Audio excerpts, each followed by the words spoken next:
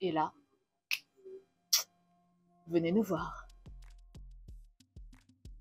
Eh bien, c'est vrai que dans On purge bébé, ça ne parle que de l'apologie du vide, du chaos, du faux semblant, de l'apparence.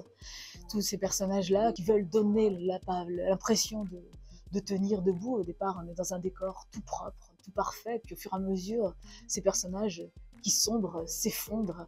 Donc en fait, chacun n'est pas vraiment à sa place. La politique qui n'est plus vraiment une politique. Donc en fait, on parle de l'animal social qui est forcé à vivre ensemble avec des codes, des règles, mais toutes ces règles sont complètement déréglées. Et je pense qu'on est un petit peu là-dedans aussi, dans une espèce de chaos politique, éthique, philosophique.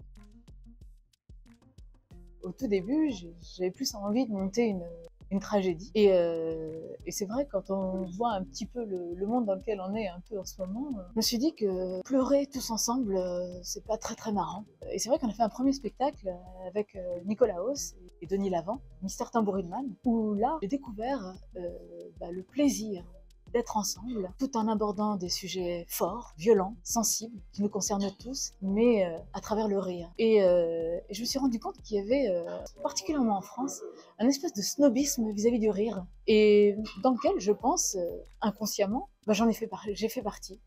Et j'ai une espèce de coulrophobie, d'angoisse du clown depuis toute petite, peut-être parce que j'avais pas vu les bons clowns, des clowns qui m'ont fait peur.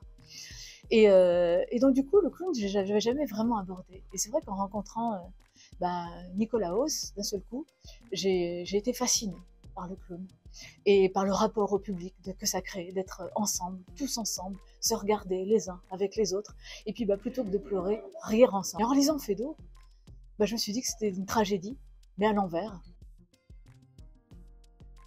Pour monter cette pièce, cette rencontre avec Nicolas Hauss a été très forte. D'ailleurs, on a associé nos deux compagnies ensemble pour mettre en place cette pièce.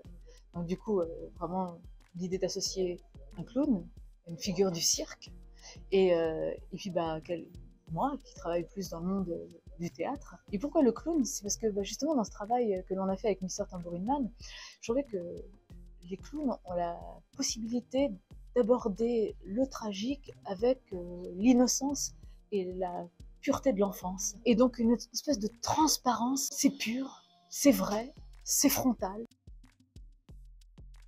Ce qu'on a voulu aussi, c'est que les acteurs, les artistes qui sont sur le plateau viennent d'univers très différents. Anne Giroir, donc qui vient du monde du cinéma, Patrice Thibault aussi, qui vient du mime, Nikolaus Holz aussi, qui vient donc du clown, Martin, qui est vraiment un acrobate fabuleux aussi également, et aussi Cécile Chatignou, qui est une clownesse étonnante et qui travaille beaucoup aussi avec Monsieur K, qui est vraiment partie du monde du cabaret. Donc toutes ces natures comme ça, avec des corps aussi très singuliers, créent un univers comme ça très très fort sur le plateau.